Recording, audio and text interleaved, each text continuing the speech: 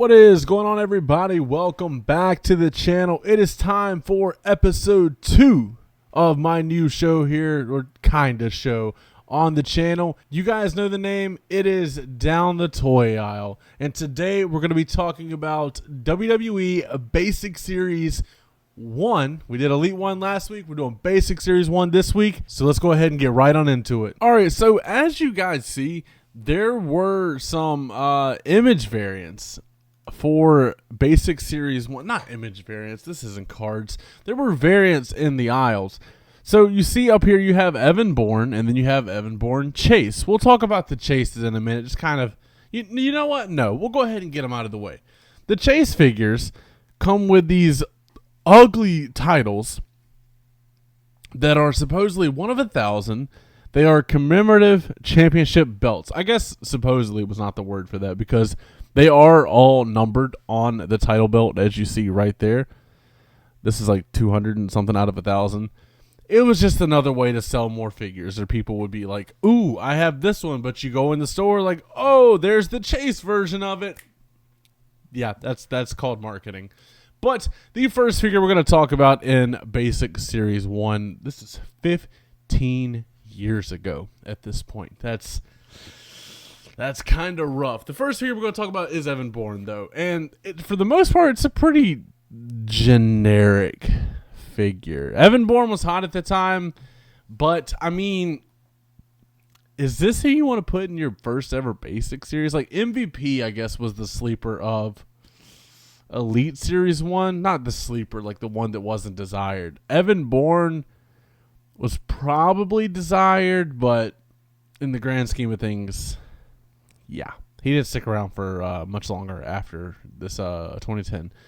Well, no, he got a couple of Elites. Anyway, it's a black, red, and white gear. It's pretty boring, honestly. He got a unique mold that has only ever been used on him, and that was the boots. And he got it for the basic and the elite.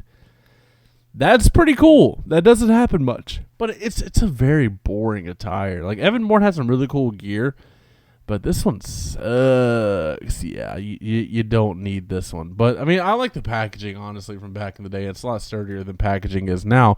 But the next figure in the line is Batista. This nice red trunks attire.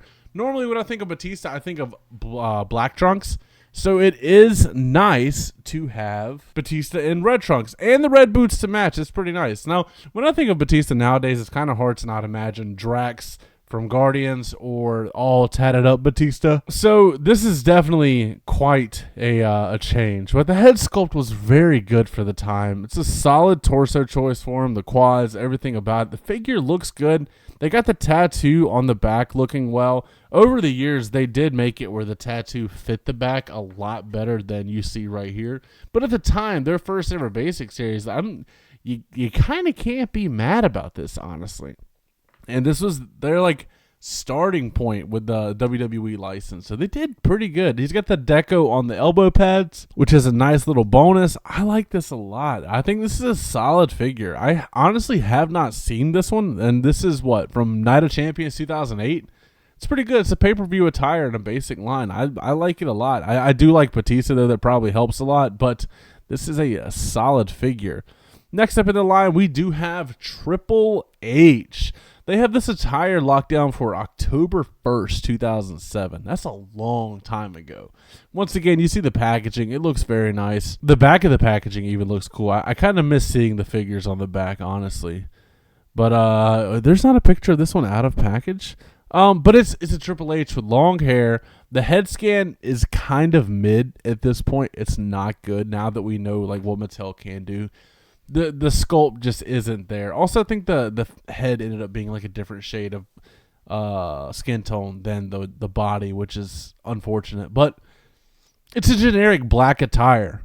It does have the cross on the trunks. I can't tell what's on the back of the trunks, but it's just, it leaves a lot to be desired, honestly. And yeah, the Basic Series 1 has been kind of a strikeout so far. Besides the Batista, the Batista is pretty nice. I do like that one. Next up in the line is The Big Show. Now, Big Show's a pretty standard figure, let's be honest with ourselves here. The man only has 4 tattoos, 3 at the time of this figure being made, because he didn't have the neck tattoo in the back. He has the 2 shoulders, and he has the left leg. It's a pretty standard figure, honestly.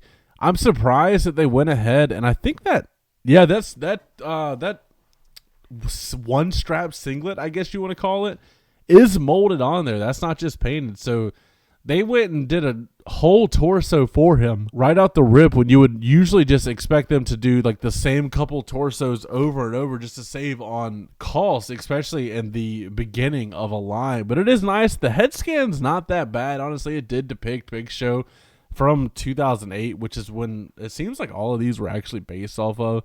It's a solid basic, honestly. There are better ones to come. If I'm going to get this version of the Big Show, though, I'm going with that Decade of Domination, I think it was. Was it the Decade of Domination Big Show from Mania 24? That was 2008. That's a good figure. But I digress. Now, we mentioned in the Elite video that it was kind of crazy the fact that we didn't get an Elite Cena in Series 1, considering how big of a deal John Cena is and was, and I guess always will be, to WWE. But we do get him in the Series 1 of the basic figures, and it's what you expect with the John Cena. Now, I never liked this head sculpt that they use. I remember being very young and hating this head sculpt. I didn't think it looked like Cena, especially because the Jax Cena head sculpts were actually like pretty decent for Jax. The torso's fine. It's the oversized torso they have come to use for a lot of people. I've always hated the long shorts mold, looking at it with 2025 vision on this. The long shorts always made it where the figure was even harder to articulate than normal, even though it is a basic. Now, he does have the C Nation armband and the wristbands, I guess. Is that the term for them? Sure. It looks good, though. The white shoes with the black, and is that like red or orange on the back? It's kind of like a red-orange. You can't really decipher one way or the other. It's from Survivor Series 2008, though. It's a solid figure. It really is. But yeah, now knowing what we know, like, it's good. But it is crazy the fact that he was not in Elite Series 1, considering, like, that would have been that could have been a baller set. I mean, it was a baller set, don't get me wrong. It had Taker, Edge, MVP. Who else did it have in it? I already forgot. But, like, Cena should have been in there. But the basic's fine. The basic is fine. Then the last figure from the set is Kofi Kingston. Now, this is actually from WrestleMania 24. One of my favorite events ever, honestly. It was the first WrestleMania I ever watched on pay-per-view. I was 10 years old. I was loving life. And it's a solid figure. We did get an Elite, basically, of the same attire down the road. And it was good, too. But this is a very strong basic. You can't really go wrong with it. It's really good. I've always loved the dreads back in the headband, I guess that's what it's called. The red and yellow armbands, the green trunks, the green. I do hate these knee pads, though. I've always hated those knee pads, but they are accurate. And the kick pads look good.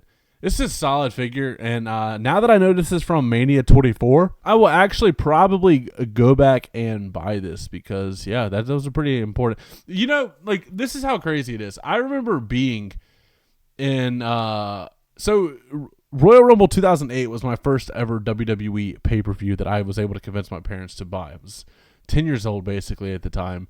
And then, like, a month later, or maybe in the month of March, we were, for whatever ungodly reason, we got tickets to go to Bristol Motor Speedway. And I remember being in the stands at this NASCAR race, and there was a blimp going above. And it flashed WrestleMania 24 the whole entire time. This is back when they used blimps all the time. And I remember sitting there and begging my dad the whole entire race, can we please get WrestleMania 24? I don't remember like when that race was, but I remember doing that. And that's pretty crazy. That's my WrestleMania 24 memory. But yeah, this Kofi Kingston, I'm probably going to have to go get it now that I know it's from that specific event, because that was a really cool time in my life. I was 10. Everything was good. But going back to these chase figures, you know what? Before we even get to the chase figures, I always thought it was cool when they did this. This is a Toys R Us exclusive Series 1 collection of all 6 figures in the set. Now, Toys R Us had some banger exclusives. Anybody who tells you they didn't, they are lying to your face. Don't believe a word that they say. But for me personally, this was always cool. I wouldn't have picked this up because they were basics. I was self-aware at 10 or 12 years old. 12 years old at the time to know your boy doesn't like basics. I want that extra articulation. But this is very nice, and they do offer this, or they did offer this, some really cool multi-packs at Toys R Us. Really good time. I miss them. But the chases are, they're cool. It's another title belt, especially if you're a John Cena guy, or you have all the Big Show figures, or Triple H, or stuff like that. It is a nice little addition, especially if you want to have it mint on card. But one of the only ways that this would be even cooler is if they did a Stone Cold here, and the number was 316 of 1,000. That'd be kind of cool. But other than that, I guess this was just a way to try and sell more product. But they're putting out a brand new line of a pretty set market, because Jax was doing really good with the license until the end. But I guess it was just trying to squeeze more money out of people. And there's nothing wrong with that. It's business. But you know what? That is Basic Series 1. Let me know what your favorite of these down in the comments below. I like the Batista. It's probably, Kofi, then Batista are my favorites.